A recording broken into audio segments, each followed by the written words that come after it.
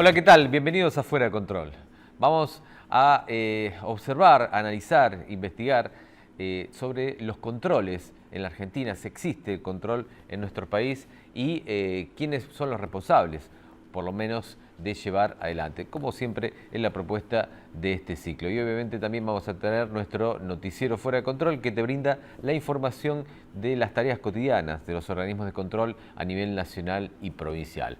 Hoy vamos a hablar de un tema, de varios temas en realidad, pero uno de ellos tiene que ver con las causas, esta auditoría que hablábamos acerca de las causas sobre corrupción, de qué manera se pueden auditar, quién lo está proponiendo y demás. Esto lo decíamos justamente en nuestro noticiero. Así que vamos a hablar de eso, vamos a hablar también del Congreso, si está abierto a transparentar la información o no. Por eso estoy en compañía de Torcuato Tassio, de ADC, que es la Asociación por los Derechos Civiles. Torcuato, gracias por estar aquí. ¿Qué tal? Gracias. Socio, perdón, Tassio no, socio. Socio. Exactamente. Torcuato, bueno, por un lado, el tema recién hablamos en el bloque anterior de las auditorías. ¿Cómo está esta situación para auditar las causas de corrupción?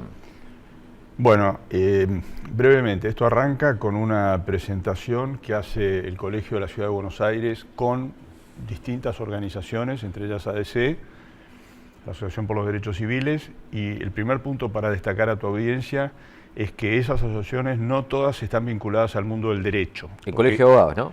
El Colegio de Abogados, exacto, nosotros, pero también otras organizaciones como Conciencias, IPEC, porque la idea es que este no es un problema de abogados, de juristas o de jueces, sino que es un problema de la sociedad. Claro. ¿Sí? O sea, todo lo que ha ocurrido en el ámbito de la justicia federal, correccional, generó una sorpresa en la sociedad, porque de pronto las causas estaban, digamos, paralizadas y de pronto tomaron un ritmo fenomenal. Claro. Entonces, uno dice, bueno, ¿qué hubiera pasado si esto hubiera funcionado adecuadamente? Exacto. La sociedad se hubiera encontrado con respuestas adecuadas frente a los procesos de corrupción y esto no ocurrió. Esa presentación se hizo en el mes de abril. El Consejo de la Magistratura lo trató el día 30 de junio. Nosotros habíamos tenido varias de estas organizaciones una reunión con el presidente, el doctor Piedecasas, y 3 consejeros, Tonelli, Donato y Cabral, o sea, de distintos proveniencia de distintos sectores, ¿sí? Jueces, diputados. Y ahí, cuando planteamos nuevamente el tema, nos dijeron que el 30 de junio iba a ser tratado.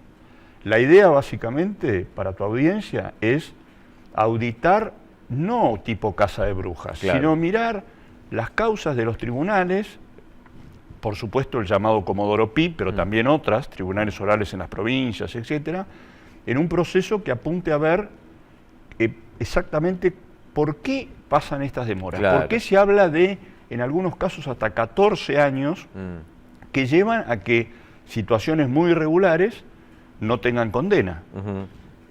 Habrás oído muchas veces esto de que a ciertos políticos les sueltan la mano. Totalmente. No sé, María Julia, Jaime, y durante procesos donde ha habido mucha corrupción en la Argentina, termina habiendo muy pocas condenas. Y eso justamente es porque los trámites procesales en distintos juzgados, tribunales orales, etcétera, entendemos que no son llevados adecuadamente. Y bueno, creemos que esto además no tiene por qué afectar la independencia judicial, porque lo que queremos es que se audite cuándo se inició la causa, por qué se tardó en abrir los periodos de prueba, claro, qué pasó con los llamados de indagatoria, si se tomaron pruebas que eran excesivas, innecesarias, que terminaron demorando el tratamiento del asunto. Sí. En fin, la idea es que se ponga una lupa sobre la justicia.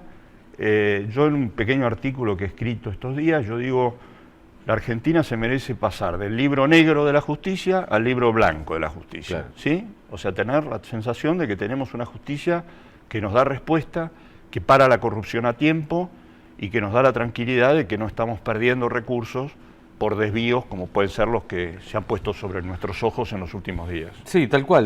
Decíamos en el anterior programa, justamente en referencia a esto, que obviamente las causas más rimbombantes a nivel mediático, a nivel corrupción, lo que se llama la ruta del dinero K y otras, son causas de años, que estuvieron dormidas, como solemos decir los periodistas, y que de repente, ante el cambio de gobierno, se reavivaron, por lo cual me parece que ahí va a haber mucho material para cortar. Y después está el otro que es sistemático, ¿no? Yo, de hecho, me consta porque tengo un juicio penal y uno civil, juicio penal por estafa hace 7 años, y obviamente todavía no hay un fallo, faltan las apelaciones de las apelaciones y demás, y uno observa cómo cuestiones como, por ejemplo, fiscales o jueces subrogantes hacen que esto se demore, que los procesos se demoren, y la verdad que uno cuando pasa una experiencia ya la próxima prefiere evitar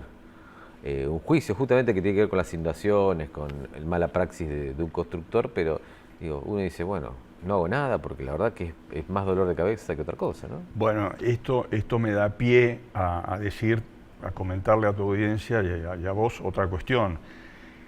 Y es que en realidad las auditorías, que claramente son una atribución del Consejo de la Magistratura, se establecía un plan plurianual, pero en definitiva el reglamento, etcétera, hacía que todo eso fuera muy demorado. La anterior constitución del Consejo de la Magistratura frenó la posibilidad de iniciar juicios políticos o poner medidas disciplinarias. Y lo que abrió esta posibilidad fue que la Corte, al comienzo de este año, dictó una acordada por la cual pidió que se empezara a auditar a los juzgados laborales por las demoras que había.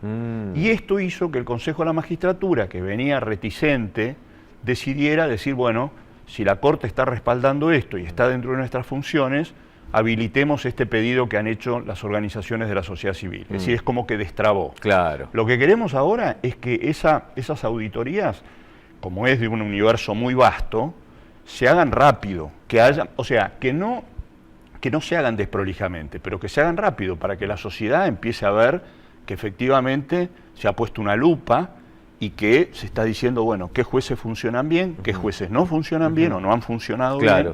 Y después, por supuesto, tiene que haber las medidas disciplinarias que correspondan. Exacto, exacto. Me parece el indicado y bienvenido sea. Obviamente las medidas disciplinarias en algunos casos tendrá que ser alguna sanción, en otro caso la destitución directa, ¿no? Claro, en otros casos será el trámite de juicio político.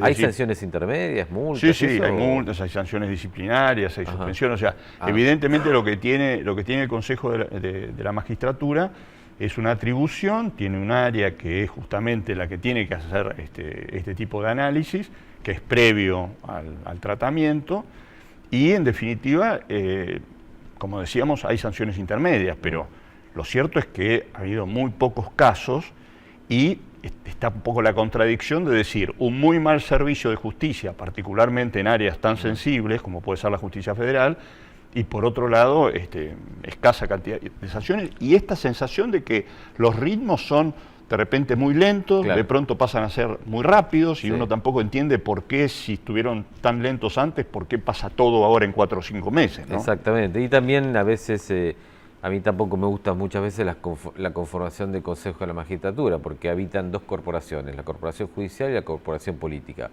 Y la verdad que, digamos, hay muchos ejemplos en la historia donde ambas corporaciones hasta se han puesto de acuerdo, así que todo termina en la nada y cada uno, digamos, mira hacia el otro lado como para no hacer nada. Entonces, sí, de hecho yo creo que parte del problema somos los abogados. Es decir, yo soy abogado, pero parte del problema también somos los abogados, no es solamente un problema de jueces, porque todas instancias de poner prueba innecesaria, de demorar, bueno, obviamente es porque uno está defendiendo un cliente, pero de última, si uno no tiene un juez probo que trate de impulsar adecuadamente el trámite, evidentemente terminamos en una lógica que nos lleva a esto, que son miles de millones de pesos, que significan escuelas, que significa, o sea, la corrupción, cuando se dice la corrupción mata, no es un decir, efectivamente la corrupción mata, porque el desastre de 11, la falta de utilización de los recursos públicos adecuadamente, nos llevó a muchas situaciones muy graves, ¿no? Y estamos hablando de que los jueces tienen, algunos jueces, en algunas causas, obviamente, porque no hay que generalizar, sí, correcto, son cómplices en todo caso de ese caso de corrupción, porque al no avanzar o a frenar una causa o frenar un proceso o a veces sobreseer cuando no corresponde, y bueno, los hace cómplices en todo caso de ese dinero que es el dinero de todos. O trámites que prescriben por Claro, la demora, ¿sí? claro. O sea, cuando hay un trámite judicial, probablemente tu audiencia no tenga digamos, el tema así jurídico, porque evidentemente no todos tenemos que saber de todo, pero bueno, prescribir quiere decir que pasa un lapso en el cual ya después no se puede condenar a la persona. O sea que evidentemente hay muchas causas que terminan por prescripción. Claro. Sí, se llega al estadio, yo digo ridículo, pero de incoherente en todo caso, de cuestionar la cosa juzgada, ¿no? Digo incoherente en el sentido de que se trata de reparar algo que se hizo mal. Entonces, muchas causas donde, no sé, se sobreselló a alguien, se cerró, se le dictó falta de mérito y demás, ahora hay quienes proponen, digamos, poder reabrirlas y demás, que no son situaciones que no son regla, porque en realidad si no también uno puede reabrir quizás una causa que estaba bien resuelta, es decir, entonces no hay parámetros, ¿no? No. Por eso es importante hacer esta auditoría dentro del marco de nuestra Constitución, sin entrar en digamos, en un terreno que permita algún tipo de cuestionamiento y que simplemente se vea a ver cómo tramitó en términos, digamos, sin entrar en los resultados, en la sentencia, sino si hubo un proceso probatorio que esté de acuerdo a lo lógico. Exacto. Por eso cuando decimos 14 años, o promedio, se ha dicho inclusive en una reunión del Consejo de la Magistratura, un promedio de 14 años, bueno, evidentemente ahí algo está fallando, no cabe duda. Exactamente. Y así como hablamos de transparentar la justicia, también sería interesante transparentar el Congreso. Y ADC, la Asociación por los Derechos Civiles, ha tenido algún tipo de propuesta con otras, creo que ONG, si no me equivoco, en función de abrir el Congreso a la información, porque el Congreso es otro poder en sí mismo que, bueno, es necesario transparentar. Bueno, ahí el tema pasa porque en general el poder público, el Estado, le cuesta, da muchas vueltas para dar información. Si bien ahora se está tratando una ley de acceso a la información, el acceso a la información pública es un derecho constitucional. La ley obviamente nos va a ayudar a fijar reglas. Hay un decreto que firmó el presidente Kirchner a comienzo de su gestión, que también da un cierto marco, pero no es un límite porque tenemos la Constitución. Y los ciudadanos tienen derecho a saber cómo se gastan sus recursos públicos, desde cómo se hace una plaza hasta temas más importantes y de mayor costo, ¿sí? Entonces nosotros lo que hicimos fue preguntarle, tanto al Senado como a la Cámara de Diputados, cuánto ganan, cuáles son los viáticos, cuáles son los gastos que tienen en pasajes, cuántos asesores, o sea, que nos den información completa sobre cómo gastan los recursos públicos dentro del Congreso, es decir, tanto senadores como diputados. Afortunadamente hemos tenido fallos favorables que nos llevan a poder ahora ejecutar esas sentencias y evidentemente lo que entendemos es que lo tienen que hacer, ¿sí? O sea, es muy notable cómo organismos que debieran dar esto de modo automático, bueno, buscan los resquicios legales o resquicios judiciales para demorar esto. Y bueno, las consecuencias son esta falta de transparencia. Fíjense que nosotros, y me desvío un minuto, nosotros también le hemos pedido a la Comisión Bicameral que controla los servicios de inteligencia que nos brinden cierta información que no tiene nada que ver con lo que es la tarea de inteligencia. Exactamente. Cuánta gente, etcétera, etcétera. Y no hemos logrado que nos brinden la información. Entonces, evidentemente, para un programa como el de ustedes, de organismos de control, lo primero que hay que tener es un Estado y un sector público que lo brinde automáticamente y que lo tenga colgado en sus páginas web, que todo el mundo sepa cómo se gastan nuestros recursos. Bueno, esperemos que así sea porque, bueno, la cultura de los funcionarios es de no brindar información, no transparentar sus acciones, muchas veces porque obviamente tienen algo que esconder y otras veces porque la práctica lo indica. Torcuato, como siempre, gracias por estar aquí. Gracias a ustedes por invitarme.